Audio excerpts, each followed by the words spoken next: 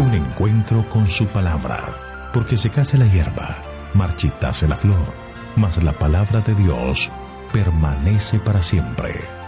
Con ustedes, el doctor José Ricardo Arias Quintero.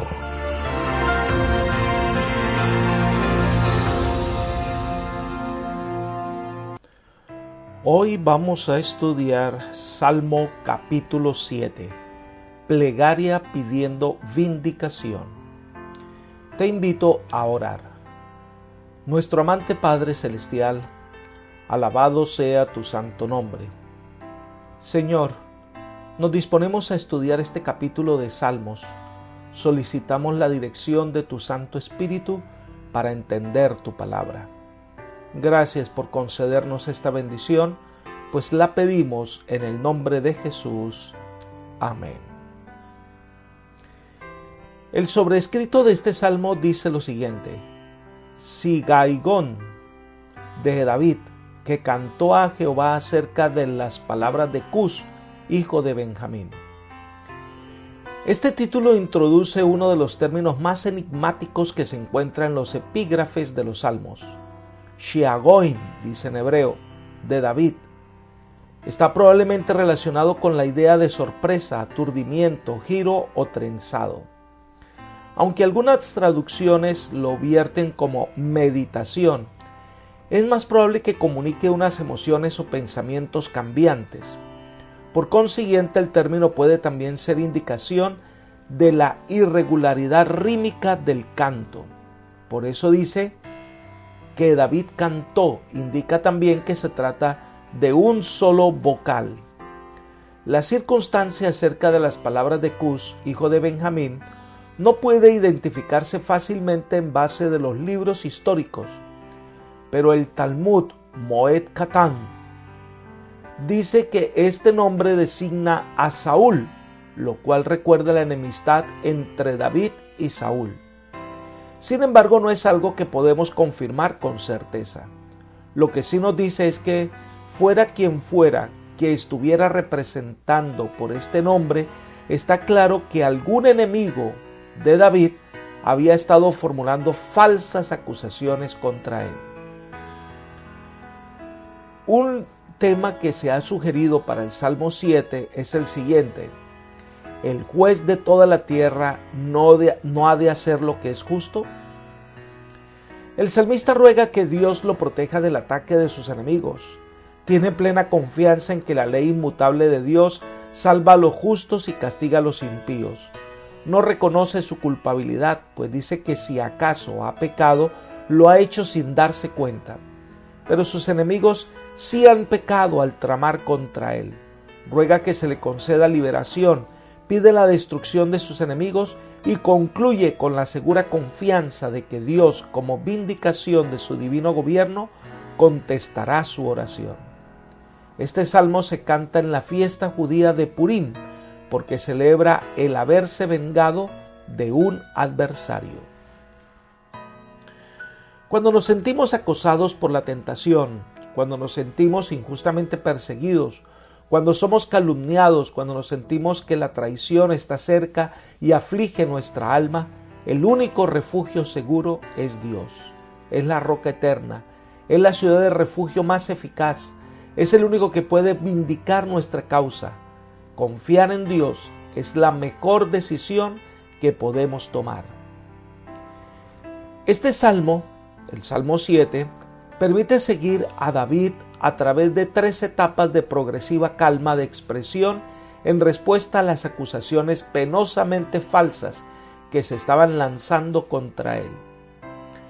Primera etapa: la preocupación de David mientras ruega apasionadamente por recibir atención de parte del juez divino. Leamos los versículos 1 al 5. Jehová, Dios mío, en ti he confiado. De todos los que me persiguen, sálvame y líbrame. No sea que se desgarre mi alma como el león y me destrocen sin que haya quien me libre. Jehová, Dios mío, si de algo soy culpable, si hay en mis manos iniquidad, si he dado mal pago al que estaba en paz conmigo, al contrario, he libertado al que sin causa era mi enemigo, que me persiga el enemigo y me alcance y me pisotee en tierra mi vida y mi honra ponga en el polvo. Selah. Este salmo comienza expresando confianza. Dice, en ti he confiado. En otras palabras, a ti me acojo. En este refugio, más seguro que una cueva en la montaña, el salmista reposa en los brazos de Dios, a quien pide que lo libre de sus perseguidores, a quienes compara como una fiera, como un león. Se compara el furor ciego e irracional del perseguidor del salmista con la instintiva fiereza del león. Los pastores y los agricultores de Palestina conocían bien las arremetidas furiosas de las fieras. Algunos ven una referencia a la persecución desatada por Saúl contra David. David comienza a destacar su inocencia. Si de algo soy culpable. El salmista afirma apasionadamente su inocencia. Sus palabras se quiebran por la intensidad de su emoción. Tal vez el enemigo lo acusó de tomar descaradamente lo que era de otro. Pareciera como si se tratara de una acusación calumniosa que difamaba a David. Y la acusación es dar mal pago al que estaba en paz con él. Pero él dice, he libertado al que sin causa era mi enemigo. El salmista afirma que en vez de aprovecharse del que estaba en paz con él, había hecho todo lo contrario, rescató al que estaba en guerra contra él. Si lo relacionamos con la historia de Saúl, recordemos que se acusaba a David de aprovecharse de su situación para tomar el trono. Es más, David tuvo que huir y esconderse en las cuevas para protegerse de Saúl. Y en dos momentos diferentes David tuvo la oportunidad de tomar venganza sobre Saúl, pero nunca lo hizo, lo dejó en libertad. Si por el contrario David ha actuado mal y hecho iniquidad, se automaldice.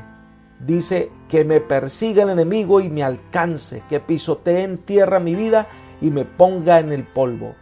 El lenguaje de la maldición que el salmista invoca sobre sí es el de un inocente que se siente perjudicado muy injustamente.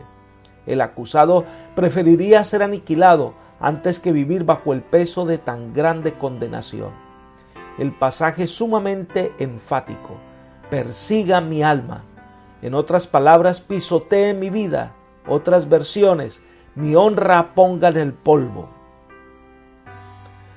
La segunda etapa de este salmo es la comparecencia de David ante el tribunal y prolija su argumentación de su causa ante el juez divino. Leamos los versículos 6 al 16. Levántate, Jehová, en tu ira, álzate en contra de la furia de mis angustiadores, y despierta en favor mío el juicio que mandaste. Te rodeará una congregación de pueblos, sobre ella vuélvete a sentar en alto. Jehová juzgará los pueblos. Júzgame, Jehová, conforme a mi justicia y conforme a mi integridad. Termine ahora la maldad de los malvados, mas establece tú al justo, porque el Dios justo prueba la mente y el corazón. Mi escudo está en Dios, que salva a los rectos de corazón. Dios es juez justo, y Dios está airado contra el impío todos los días. Si no se arrepiente, Él afilará su espada armada, tiene ya su arco y lo ha preparado. Asimismo, ha preparado armas de muerte y ha hecho saetas ardientes. El impío concibió maldad, se preñó de iniquidad y dio a luz engaño. Pozo ha cavado y lo ha ahondado, pero en el hoyo que hizo caerá. Su iniquidad recaerá sobre su cabeza y su agravio caerá sobre su propia coronilla. David ahora pide a Dios que actúe en contra de sus enemigos, que confunda su camino y que les dé la paga correspondiente a sus acciones. David pide a Dios que ejecute sobre estos enemigos específicos el castigo que su ley eterna requiere que recaiga sobre todos cuantos quebrantan esa ley. Habla como con otro hombre y pide a Dios que vindique los principios de su propio gobierno moral. David se atreve a decir: júzgame, Jehová, conforme a mi justicia. Aunque siempre deberíamos sentirnos indignos de la salvación, Cuando se nos acusa injustamente, es correcto que oremos para que Dios, de acuerdo con su voluntad, nos vindique en determinado caso y nos declare inocentes de las falsas acusaciones. Cuando una persona contempla la gravedad del pecado en determinado caso, desea que todo pecado llegue a su fin. Es correcto orar para que se acabe el mal. Entonces agrega David: mi escudo está en Dios. La defensa del salmista radica en su confianza en que Dios vindica a los inocentes. Dios es justo, entonces describe vívidamente el proceder de Dios para con los impíos y agrega: Dios está airado contra el impío todos los días. El salmista parece querer corregir la falsa impresión de que Dios hubiese sido indiferente ante su aprieto y que ahora lo invoca para justificarse después de que Dios, aparentemente, había fracasado en protegerlo. Aquí afirma claramente que Dios siempre desaprueba la actividad de los impíos y vislumbra su justicia constante y uniforme, a pesar de que a veces parezca lo contrario. ¿Sabes?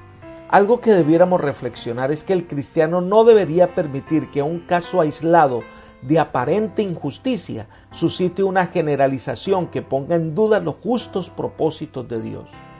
El Señor se presenta como un guerrero que alista las armas para combatir el mal y los malos, pero describe la actitud del impío usando 3 verbos. El impío concibió maldad, se preñó de iniquidad y dio a luz engaño.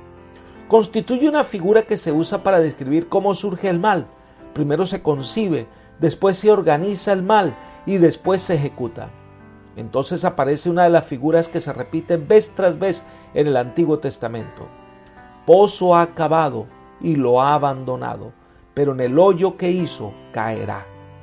Podemos imaginarnos a un hombre que cava un pozo para atrapar a un animal, pero que tiene la mala suerte de que las paredes ceden y queda atrapado el cazador y no el animal. El pecado confunde al pecador. El mal es como un boomerang. En este caso el enemigo lanza para destruir, pero la destrucción lo alcanza es a él. Lo que el impío quiso hacer a otros, rebotará sobre él mismo. Y finalizamos con la tercera etapa, la compostura de David ante el tribunal y su prolija argumentación de su causa ante el juez divino. Versículo 17. Alabaré a Jehová conforme a su justicia y cantaré al nombre de Jehová el Altísimo. La justicia divina se demuestra en la vindicación de Dios y la liberación del inocente. David reconoce y alaba la justicia divina y canta a su nombre. Aquí, como en muchos otros pasajes del Antiguo Testamento, nombre representa a la persona. Algunas veces pone de relieve la naturaleza esencial o el carácter de la persona. Lo que hace David es reconocer el carácter santo de Dios y le canta. David alaba a Jehová, quien por haber ejecutado justicia ha mostrado ser más exaltado que todos los otros seres. En muchos salmos aparece una doxología final de este tipo. Es bueno que la meditación termine con alabanza. David ha aprendido a esperar en el Señor y su justicia. Dios actuará en su momento. Apreciados amigos y hermanos, cuando vemos a nuestro alrededor podemos contemplar injusticia y dolor. Y puede que sintamos indignación cuando esa justicia, calumnia o acusación falsa llega a nosotros. Sentimos que como que Dios no entiende nuestra situación, pero muy al contrario, Dios conoce nuestros problemas y está pendiente de nuestras ansiedades y angustia. Pero lo cierto es que Dios obrará en su momento. Aprende a esperar en el Señor. Dios actuará en su momento y todo quedará claro. Espera en el Señor y Él hará. Que el Señor te bendiga y te guarde y te guíe por sendas de paz. Es mi oración por ti. Amén.